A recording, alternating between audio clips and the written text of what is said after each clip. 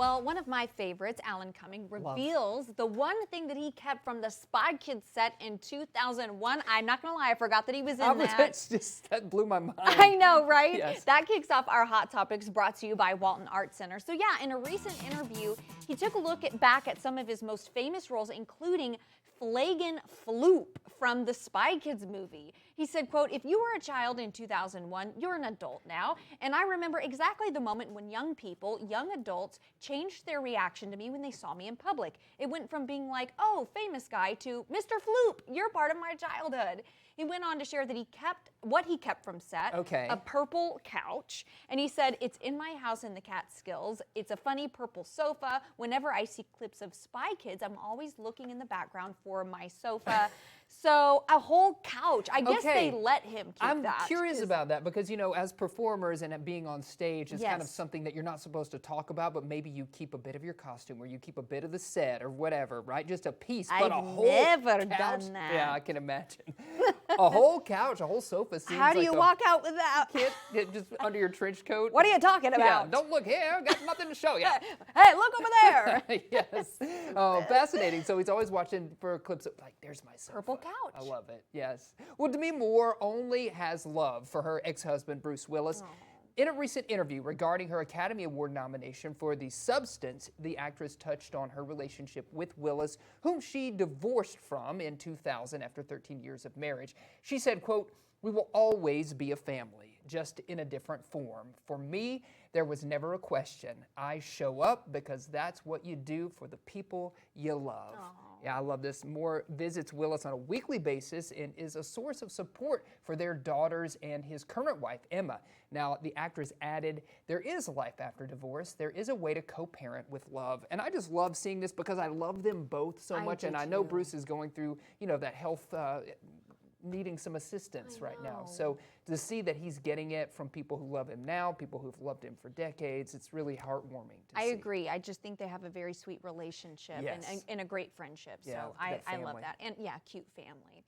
Well, Angelina Jolie is opening up about the life-changing movie that led her to call Cambodia home and how she almost turned this role down. I did not know this, but the star was asked where she considers home to be during a conversation about her life and career, and she said, quote, "In my heart, Cambodia. My first trip was during Tomb Raider." So she then reflected on how life would have looked very different for her if she didn't say yes to certain opportunities, including that film.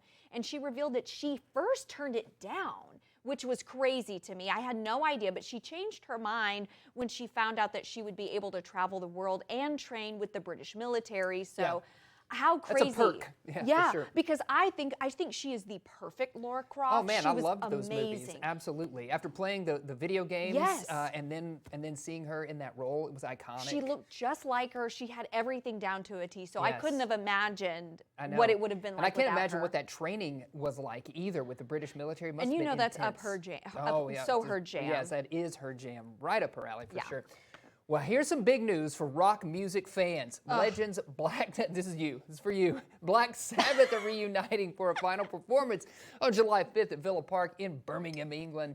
This Back to the Beginning charity concert will feature the original lineup: Ozzy Osbourne, Tony Iommi, Geezer Butler, and Bill Ward performing together for the first time in 20 years. The event boasts a star-studded lineup, including musical acts like Metallica, Slayer, Pantera, and more. Proceeds are going to benefit Cure Parkinson's, Birmingham Children's Hospital, and Acorn Children's Hospice. Tickets go on sale February the 14th. So if you find yourself across the pond, or if you want to buy a ticket in order to make plans to go across the pond, this is a show to see, especially for people who love that hardcore rock music. Nothing says Valentine's Day like Black Sabbath. Bring it on. Listen, not to toot my own horn here, but I got a pretty good Ozzy impression. Can you give us some Ozzy? Oh no, listen, y'all can ask me that. Maybe if you see me out at the grocery store, I'll do it. But on social media. It's just too good, right? I don't want to get in trouble. No, I know. Yes. Well, comedy might be in Damon Wayans Jr.'s blood, but he almost pursued a totally different career path. So during an appearance on Late Show with Stephen Colbert, the New Girl alum looked back at the moment that he knew he wanted to follow in his famous family's footsteps and become an actor. He said, quote, "I wanted to be an animator growing up for a long time.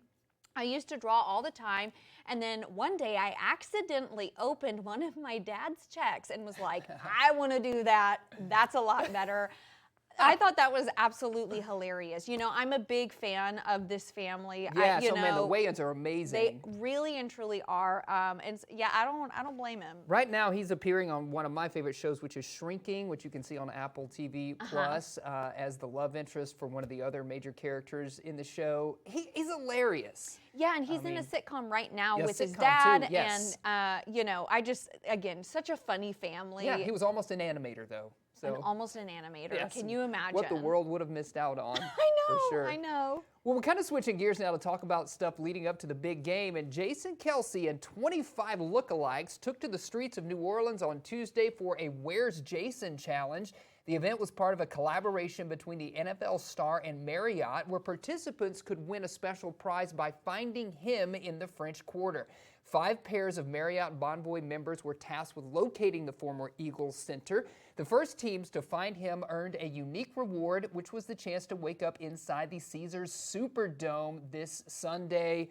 So you had to pay, it's like a Where's Waldo? You had to find the real Jason Kelce amongst the 25 lookalikes. So, do you think you could have done that? I would have needed my glasses. I don't know. Just your glasses, that's it. Yeah, because, you know, I can't really see that well. That's why I got to squint when I read this prompter, because I can't really see that well. So they all looked like... Pretty similar, aren't they? Guys with beards all in the same clothes. I know. Yeah. I don't think I could have done it.